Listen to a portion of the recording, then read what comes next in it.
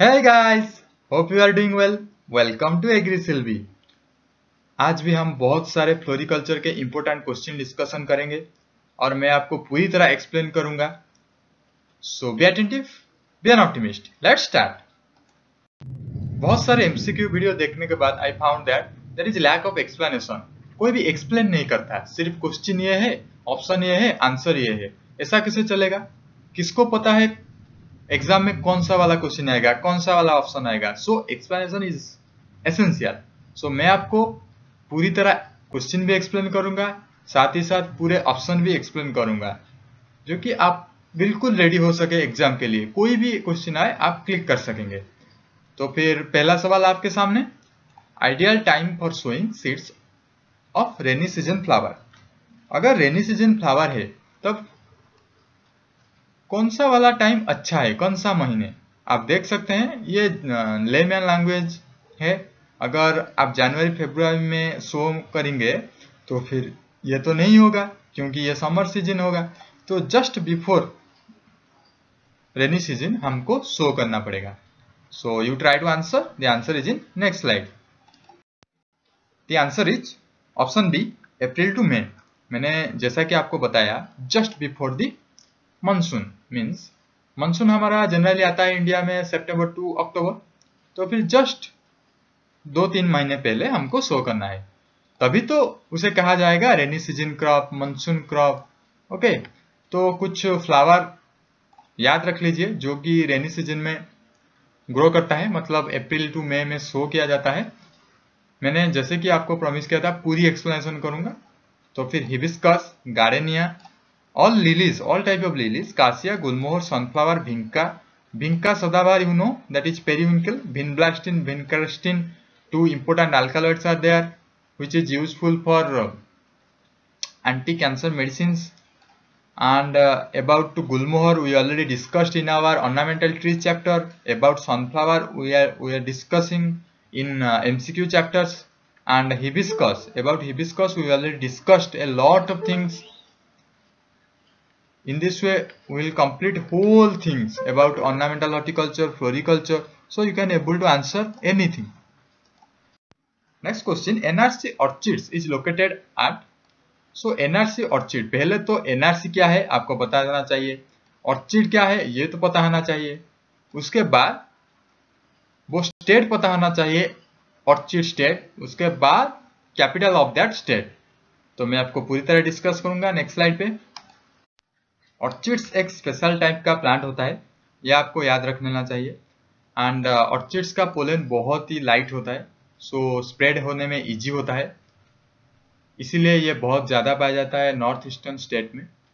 मैं previous MCQ video में discuss कर चुका हूँ why Sikkim is called as state orchid and why Arunachal Pradesh having more than 50% orchids of India. ये सारे के सारे हम डिस्कस कर चुके हैं. एंड इंडिया में सबसे ज़्यादा प्रोडक्शन होता है ऑर्चिड का in Sikkim. So national research centre for orchids is present in Sikkim. Gangtok is the capital of Sikkim. आप देख सकते हैं यहाँ पे कितना अच्छा लैबोरेटरी है, वहाँ पे रिसर्च हो रहा है. Okay, next question, in double fronted herbaceous border ornamental are planted at. पहले तो हर्बासियस बॉर्डर क्या है ये मैंने प्रीवियस एमसीक्यू वीडियो में डिस्कस कर चुका हूं. उस वीडियो में हमने देखा था दो टाइप्स हर्बासियस बॉर्डर है, पहले तो single face then double face. ये डबल फेस की बात है, और मैं वहां पे बताया था single face only one side में होता है, उसके पीछे बड़े बड़े वाल होता है. और डबल फेस में मिडिल में होता है, मतलब मिडिल में दो साइड में होता है. ओके, सेंटर को छोड़कर कहीं पर भी आप बना सकते हैं double fronted double face हर्बासियस border. और कौन सा फ्लावर है वो भी मैं बता चुका हूँ उस प्रीवियस वाले वीडियो में. और जनरली बिग बिग गार्डन में, फॉर्मल गार्डन पे, फॉर्मल पार्क्स में ये डबल फ्रंटेड बना जाता है. तो answer is option B, middle. अगर आपको नहीं समझ में आया तो आप प्लीज मेरे प्रीवियस वीडियो देख लीजिए, MCQ 11, दिस इज 12. नेक्स्ट सवाल, Suchitra is a variety of. Option sir rose, tuberose, gladiolus, marigold. इसका सवाल तो आपको आता ही होगा क्योंकि हम ऑलरेडी रोज के बारे में एक वीडियो बना चुके हैं, रोज का प्रोपागेशन, रोज का cultivation practice, rose varieties and plant protection of rose. So कोई भी दिक्कत नहीं होगा, मेरे को पता है। ट्यूबेरोज ऑलरेडी डिस्कस कर चुके हैं, ग्लैडियोलस ऑलरेडी डिस्कस कर चुके हैं। You try to answer, the answer is in next slide. मैं एक बार फिर से आपको बता दूंगा सब slightly in bird eye view, but detail अगर आपको चाहिए आप जाकर ऑर्नामेंटल हॉर्टिकल्चर प्लेलिस्ट देख सकते हैं। The answer is option C, gladiolus.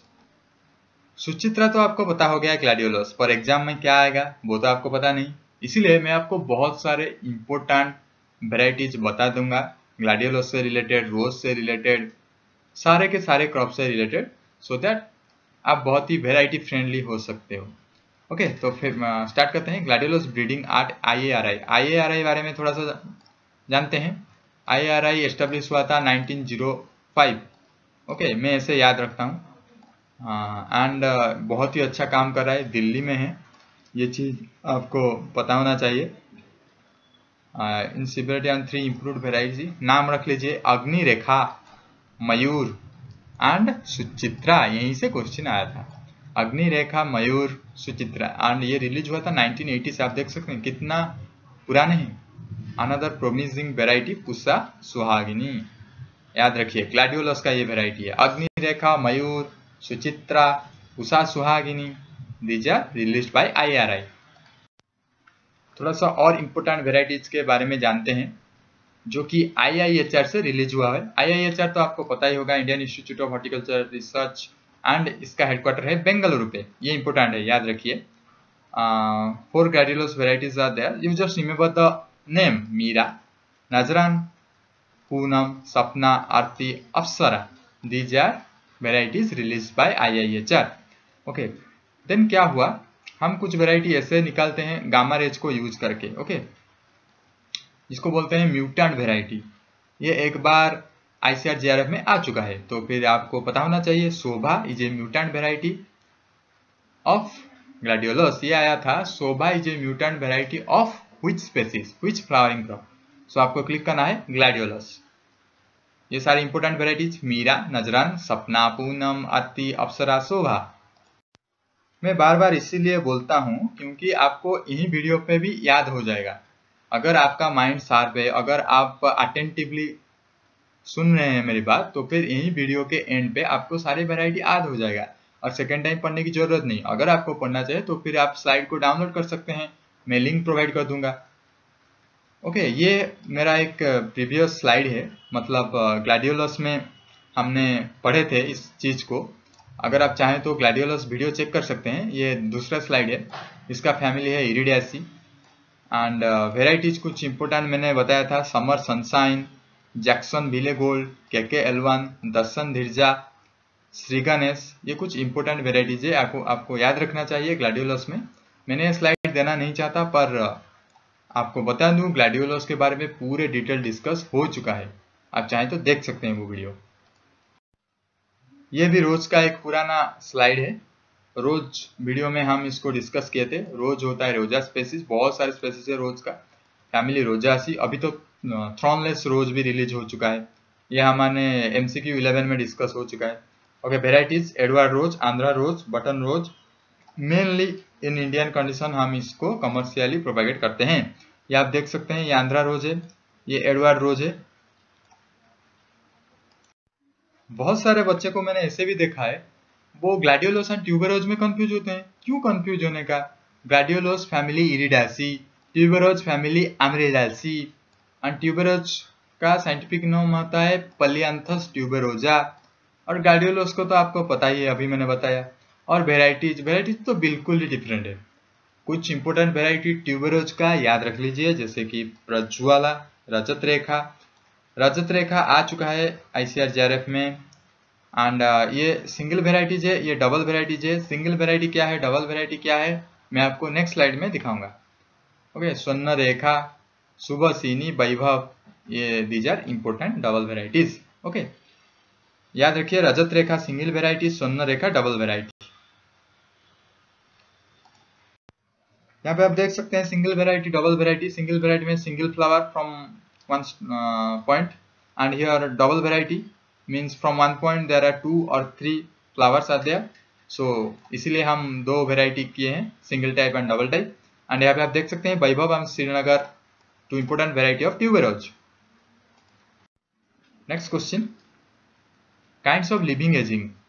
हमने प्रीवियस वीडियो में डिस्कस किया था as, what is the difference between edging, hedging, okay. And हमारे ऑर्नामेंटल हॉर्टिकल्चर में एक चैप्टर था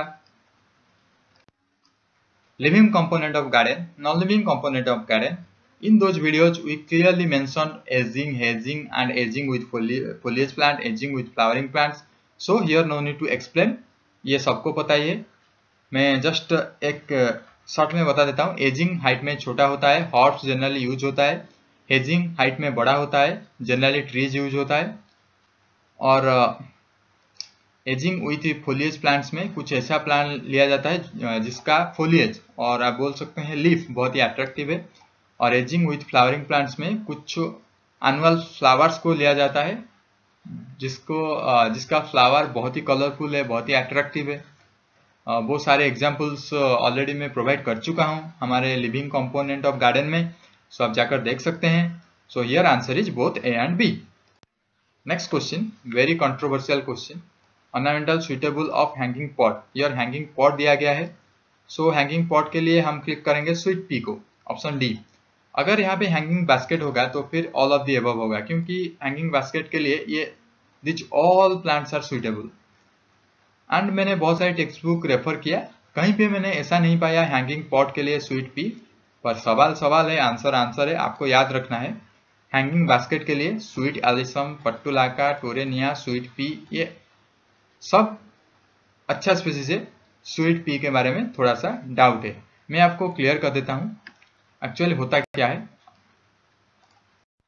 एक्चुअल कंफ्यूजन किस बात का, ये मैं आपको क्लियर कर देता हूं। एक्चुअली स्वीट पी दोनों तरह का होता है, एक होता है ड्वार्फ स्वीट पी, एक होता है regular sweet pea. Regular sweet pea का खासियत ये है, ये बहुत ही हाइट तक ग्रो होता है, 8 feet.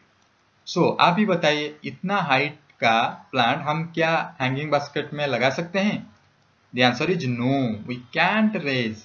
Okay, this is not suitable for growing in hanging basket. ये चीज याद रखिए, वहां पे मेंशन नहीं किया गया रेगुलर स्वीट पी है और ड्वार्फ स्वीट पी है। अगर ड्वार्फ वेराइटी होगा तो फिर हम सोच सकते हैं हैंगिंग बास्केट में हम ग्रो कर सकते हैं। Dwarf varieties can grow up to 3 to 5 feet, so it is suitable for hanging basket. So वहां पे मेंशन करना चाहिए कि ड्वार्फ वेराइटी है और रेगुलर वेराइटी है, इसीलिए कंफ्यूजन होता है। Okay, you don't worry, I will clear everything. हम थोड़ा सा और डिटेल में जानते हैं कौन सा वेराइटी है स्वीट पी का, पर्टिकुलर नेम जानते हैं, पर्टिकुलर फिगर देखते हैं, ताकि आपका ब्रेन शार्प हो जाए, पूरा माइंड क्लियर हो जाए, सारे के सारे आप चीज समझ सको कि क्यों हम स्वीट पी को हैंगिंग बास्केट में ग्रो करते हैं, क्यों हम स्वीट पी को हैंगिंग बास्केट में ग्रो नहीं करते हैं। ये सारी चीज याद रख लो।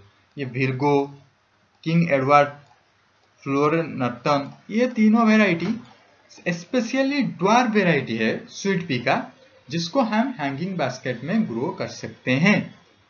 इससे अलावा अगर क्वेश्चन कोई और स्वीट पी के बारे में आता है तो फिर आपको क्लिक करना है no, that sweet pea can't suitable for hanging basket.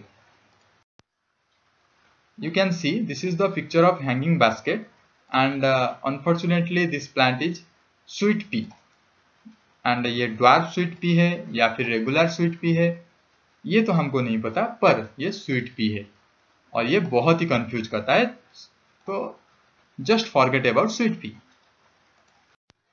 Sweet pea के बारे में भूल जाइए, वो तो एक कंट्रोवर्शियल चीज है। You just forget about sweet pea. I will tell you which are the important things which are already come in exam.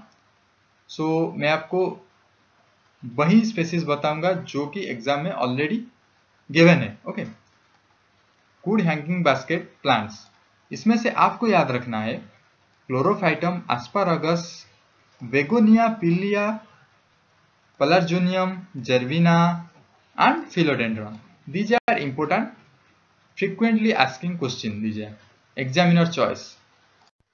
Hanging basket के लिए सिर्फ flowering plants अच्छा है ऐसा कहीं पर भी नहीं लिखा है। ओके, हैंगिंग बास्केट के लिए फुलिएज प्लांट भी चूज किया जाता है, ये बात आपको याद रखना है।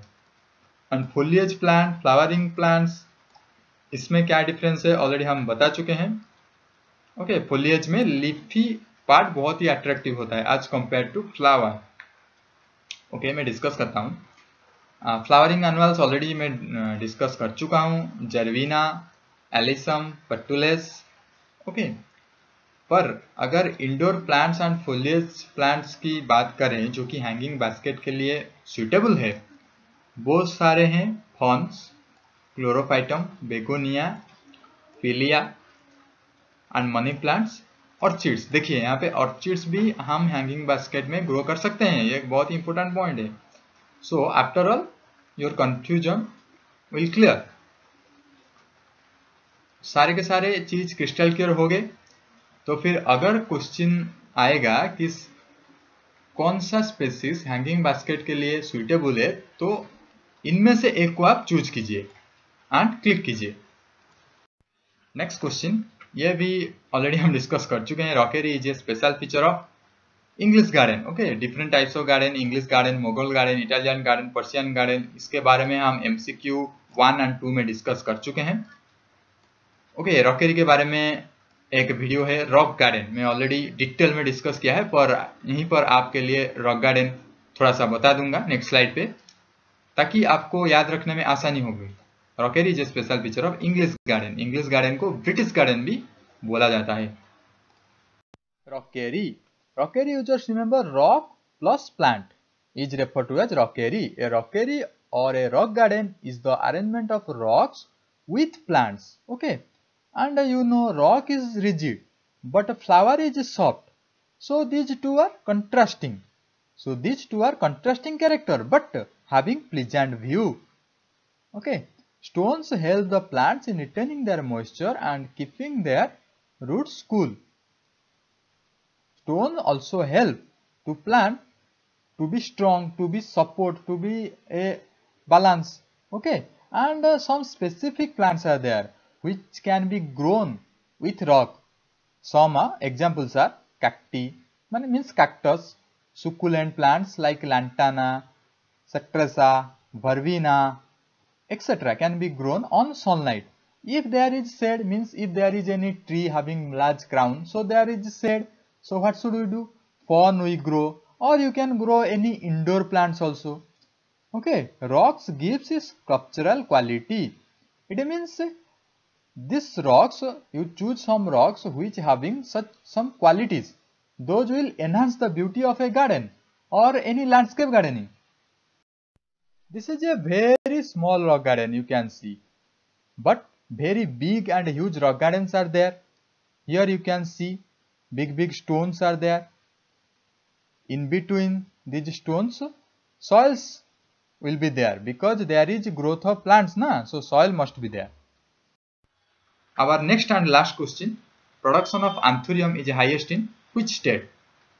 देखिए, एंथुरियम के बारे में एक सेपरेट वीडियो ऑलरेडी मैं बना चुका हूँ. It is in playlist and I will provide you link in the description box. So यहाँ पे मैं और ज़्यादा एक्सप्लेन नहीं करूँगा, नहीं तो 1 घंटा का वीडियो हो जाएगा.